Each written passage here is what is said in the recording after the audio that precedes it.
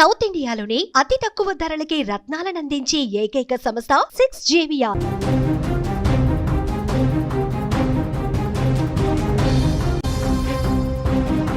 బోనాల పండగ పూట ఆ ఇంట్లో పండగ వెలుగులు నిండాయి. హాస్టల్ నుంచి వచ్చిన కూతురు నవ్వులతో ఆ ఇల్లు సందడిగా మారింది. కానీ ఆ సంతోషం కొన్ని గంటలైనా నిలవలేదు.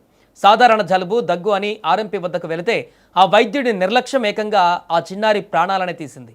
ఇంజెక్షన్ వికటించి కళ్ళ ముందే బిడ్డ స్పృహ తప్పి పడిపోతే కాపాడుకోవడానికి ఆ తల్లిదండ్రులు పడిన తాపత్రయం వర్ణనాతీతం. బస్వాపురానికి చెందిన చెల్ల రమేష్ మౌనికల కుమార్తె హేమశ్రీ స్థానిక కస్తూర్బా విద్యాలయంలో 8వ తరగతి చదువుతోంది. బోనాల సందర్భంగా ఇంటికి వచ్చిన బాలిక జాతరలో ఉత్సాహంగా గడిపింది.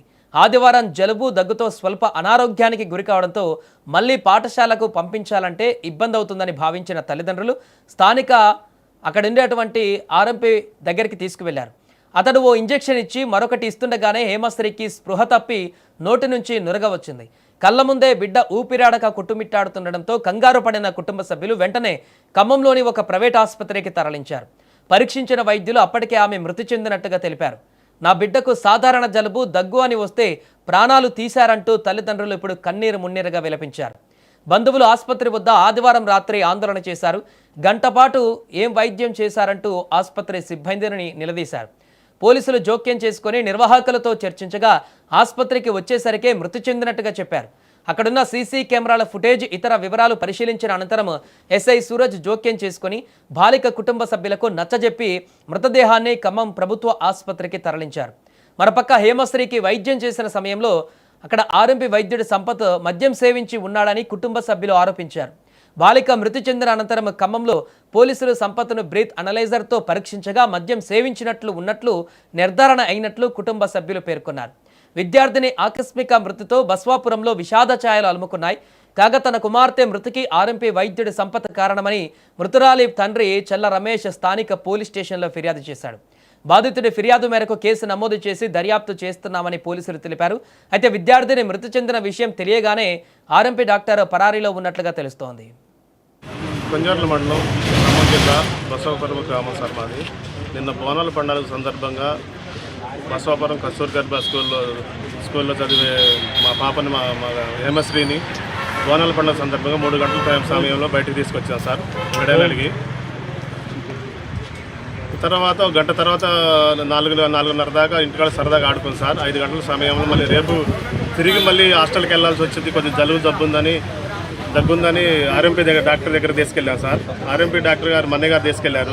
బండి మీద నుంచి పోయేటప్పుడు స్నానం చేసి సరదాగా వెళ్ళింది పాప. తీసుకెళ్ళిన మరో క్షణంలో 5 నిమిషాల తర్వాత కూర్చోండి అని చెప్పేసి ఒక ఇండిషన్ ఇచ్చిండాడు సార్. ఇండిషన్కి కళ్ళు తిరుగుతున్నాయి డాడీ అంటే మళ్ళీ మరో ఇండిషన్ ఇచ్చినాడు సార్. ఆ కొడుకే స్పృహ తప్పి పడిపోయింది పాప. మాకు ఎలాంటి బంధువులకు కానీ వాళ్ళ తమ్ముడికి కానీ మాకు కానీ ఎలాంటి ఇన్ఫర్మేషన్ లేకుండా అతనే వెహికల్ పిలిపించేసి ఎలాంటి ఇన్ఫర్మేషన్ లేకుండా ఖమ్మం తరలిచ్చింది సార్. ఖమ్మం తరలిచ్చి వాత్సల్య హాస్పిటల్లో జాయిన్ చేసి గంట తర్వాత చనిపోయింది పాప అని చెప్తున్నారు. మేము అనేది ఏంటంటే గంట దాకా వాత్సల్య హాస్పిటల్లో ఎలా ట్రీట్మెంట్ చేశారు, గంట తర్వాత ఎలా చెప్తారు మీరు చనిపోయిందని? పోగానే హాస్పిటల్లో పోగానే మార్గ మధ్యంలో చనిపోయింది అనుకుంటే చెప్పాలి కదా, ఎమ్మటే మీ పాప చనిపోయిందండి బయటకు వచ్చి తీసుకెళ్ళండి అని. గంట దాకా ఏం చెప్పకుండా ఉండి తర్వాత డాక్టర్తో కౌన్సిలింగ్ ఇప్పించేసి ఆ సంపత్ అనే ఆర్ఎంపీ గంట తర్వాత మీ పాప చనిపోయిందని ఎవరికి ఇన్ఫర్మేషన్ ఇవ్వకుండా ఇంటికి తీసుకురావాలని చూశారు సార్. మేము అక్కడ 2 టౌన్లో కంప్లైంట్ చేసాం. 2 టౌన్లో సారు మీరు కొంజర్ల పిఎస్ కదా అక్కడ కంప్లైంట్ చేయమన్నారు. సార్కి కంప్లైంట్ చేసాం. ఈరోజు ఉదయం 10 గంటలకు చెల్లా రమేష్ అనే బసవాపురం గ్రామానికి చెందిన వ్యక్తి తన కూతురు 16 సంవత్సరాల అమ్మాయి 8వ తరగతి చదువుతుంది. నిన్న సాయంత్రం 6 గంటలకి అదే ఊరికి సంబంధించిన ఈ మారుతి సంపత్ అనే ఆర్ఎంపీ డాక్టర్ దగ్గరికి వైద్యం కొరకు వెళ్ళగా దగ్గు జలుబు జ్వరం కోసం వెళ్తే అతను వేసిన ఇంజెక్షన్ను వికటించి చనిపోయిందని చెప్పి రాత్రి సుమారు 8 గంటలకి ఖమ్మం తీసుకోబోతుంటే ఒక ప్రైవేట్ హాస్పిటల్లో అడ్మిట్ చేసి డెత్ డిక్లేర్ చేసి ఖమ్మం గవర్నమెంట్ హాస్పిటల్లో మార్చిలో భద్రపరిచి ఈరోజు ఉదయం పోలీసులకు వచ్చి దరఖాస్తు ఇవ్వడం జరిగింది. ఇచ్చిన దరఖాస్తు మేరకు మేము కేసు రిజిస్టర్ చేశాము. ఈ కేసు విచారణ